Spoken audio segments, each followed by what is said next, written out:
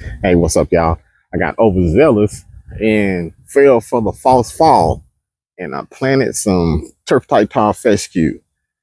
And I'm in North Texas, and this is a fescue that I've been having for a few years here. It's my first overseed in a few years. But anyway, I put out an entire bag of Titan GLX turf type tall fescue, the newer variety, and we are expected to be at 100 degrees today.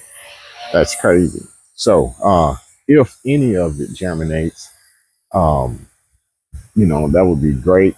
But just a couple things that I'm thinking about here. Now, it would be great if it didn't germinate, which is great. I don't have to worry about losing any because it'll start germinating when the opportunity presents itself, which is great. But if it starts to germinate, I will probably run into some issues to where the seedlings will die because that heat can't keep. I just can't keep it cool enough. Can't run the water that long. And another issue, it will be fungus. You'll have all the water on it, and it being over 100 degrees. That is a lot of fungus pressure. So I have that to be concerned about.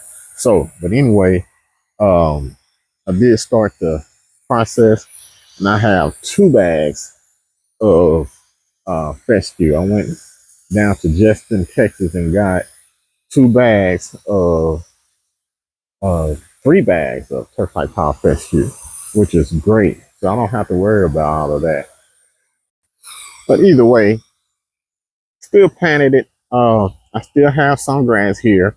This grass is resilient. Been here for some years now, and it ain't going nowhere no time soon. It survived some of the hottest summers that we had. We had some of the hottest summers the last few years that we've had on record, top 5. So this grass is here, and that's why I didn't do a total renovation where you take all the grass there and you kill it off. I've just left the grass that's here because it's already shown its resiliency, and it is here. It is planted here. So that'll be crazy to take this out.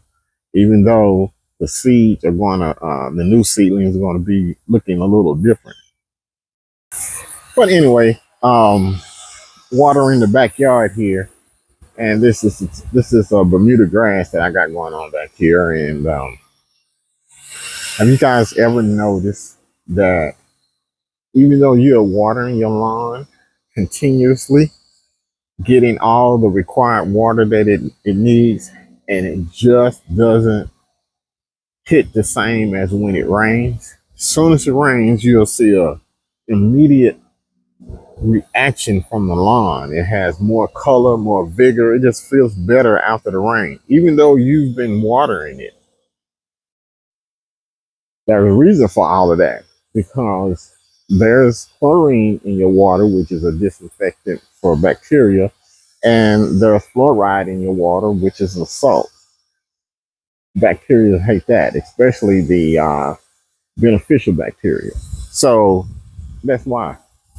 That's why it's just not the same. Now, it's not going to be something that you're going to have to. I'm not saying not water. You're going to definitely need the water. I'm just saying that's the difference between the rainwater and your water out of your sprinkler system. And that's why the grass hits different. And it still has a lot to do with the microbes in the lawn. So that's why I do what I do when it comes down to fertilizers. I feed the microbes in the lawn as opposed to the grass. And that's has given me a better lawn, in my opinion. When I better lawn for me is less input for me, less dethatching, aeration, fungicides, insecticides, all of that goes in with it. So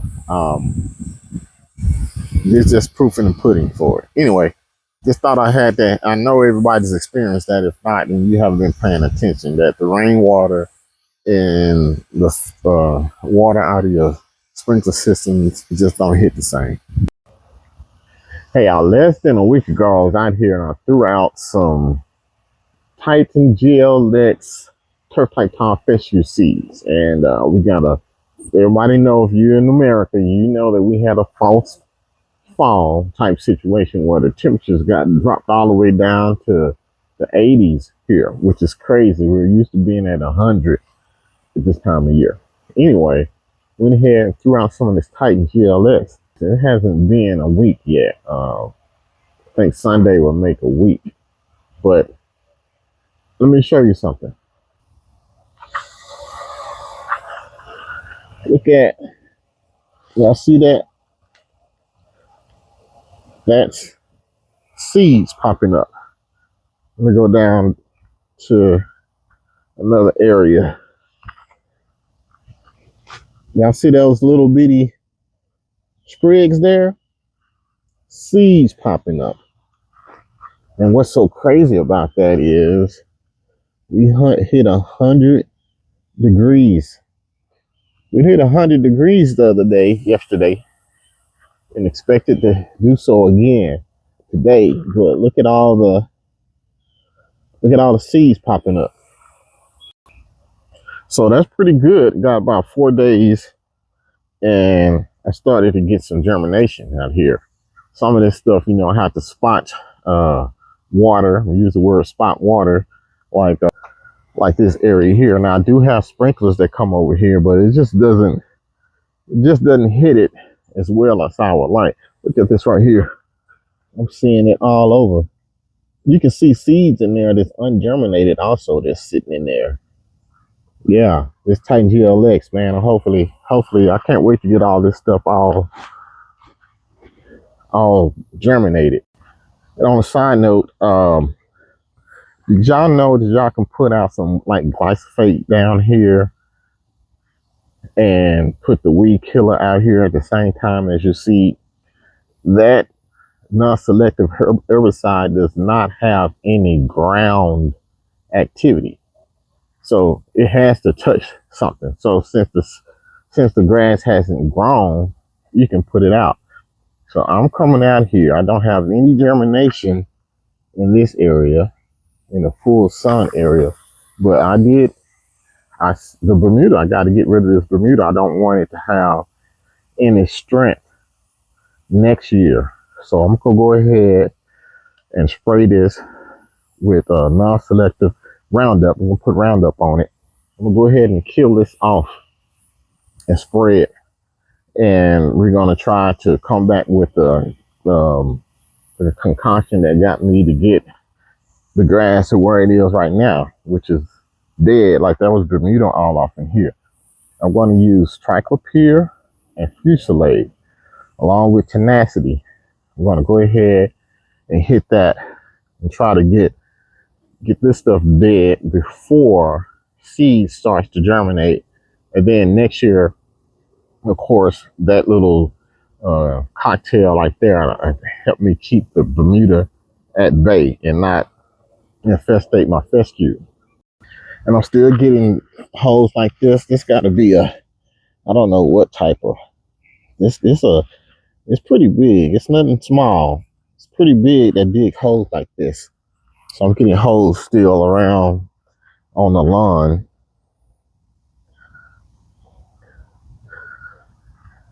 A lot of them. I have no idea what it is. And look at all these holes. It looks like it's part of the aeration that I did. And it's just all over. It's crazy. It must do this at night. I have no idea what this is. All over. The size of the holes let me know. Look at here. You got some germination right there. Got some germination back here also. I hadn't been watering this like I have been the other side, but hey, I'll take it. But yeah, I gotta get something. Man, I got a lot of germination right here. Look at that. Wasn't expecting that. I think I did this Saturday or Sunday as well. Got a lot of, I just didn't water it as much as I've been babying the areas over there. Look at here, I had a lot of my,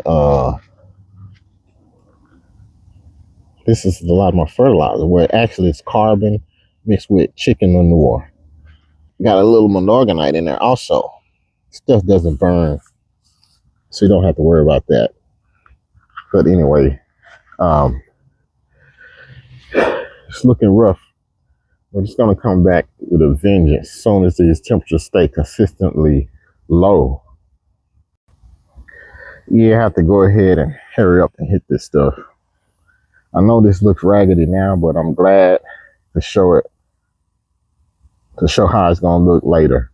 That's it. I hope it looks hideous to you guys right now so that we can come back and see this. But I definitely got to get rid of this Bermuda. It's too green. Anyway, I'd like to put this out there for any of you guys who have new home, you're a new home owner, you're new to the lawn and garden, you're just starting out on your journey, doing your research, just learning on what to do to take care of your lawn on this. I'll give you some advice. I, I hate using the word advice. I like to call it awareness. I like to give you some awareness. Let me make you aware of some things. Look, in my opinion, if you did this one thing on your journey, I think it'll make your success be at the level or on par with most of the people who you probably enjoy and watch the lawns in the neighborhood doing this one thing. Just use organic fertilizers. Skip the synthetic fertilizer. If you just look on the back of the bag and you see something that says urea or ammonium, that is synthetic fertilizer. I want you to use something that's organic and like a compost. You can put compost on your lawn. You can put even Milorganite. I'll take even Milorganite. Just go with Milorganite. They have this fertilizer called Texas Tea that I like, and that's, I know all this stuff is not everywhere, but try to get you organic fertilizers, or at least use a fertilizer that has very little synthetics in it. One popular one like would be Flagship. That's basically Milorganite with a little synthetics in it. I would like for you to just use zero. If you do that, your lawn will start doing all the things that people who use synthetic fertilizer do to their lawn. Your lawn will do it itself. It will fight thatch. It will aerate. It will fight insects. Yes. And it will fight fungus all on its own. Let the grass cook. When you're going through a synthetic program, you're going to have to put so much other effort and money and time into all those things, fungicides, insecticides, aeration, dethatching, all of that. You're going to have to do all of that because synthetic fertilizers causes a lot of that. So stick to my awareness for you is to stick with some organic fertilizers. And the reason why all that happens is, trying to make this quick right here. Synthetic is the microbes in the lawn. Microorganism is how it all works. Microbes feed the grass. And that's what you should be feeding you should feed the microbes and let the microbes feed the grass. That's how all that works. You don't have to use the synthetics because synthetics feed the grass only. And then while it's doing that, it's causing a lot of harm to the microbes in the lawn, or it's making the microbes run away from your lawn. And the microbes are vital. That's why you have a fungus outbreak, for example. Usually microbes in the lawn, they eat the bacteria that cause um, fungus. But with those microbes and microorganisms not being there, the fungus bacteria has a chance to flourish because it doesn't have anything. They're eating it. That's just one example. I can go on. Somebody is probably going to go on here and say, can how can you use an organic fertilizer fight insects? Well, let me tell you, organic, there's this thing called beneficial nematodes. Beneficial nematodes, just think of it as like a worm that goes and it attacks and destroys the larvae of other insects like army worms, like grub worms, like mosquitoes, like ants. This is a naturally occurring organism, worm that's in compost. It's always in the organic fertilizers. So you want to grow those.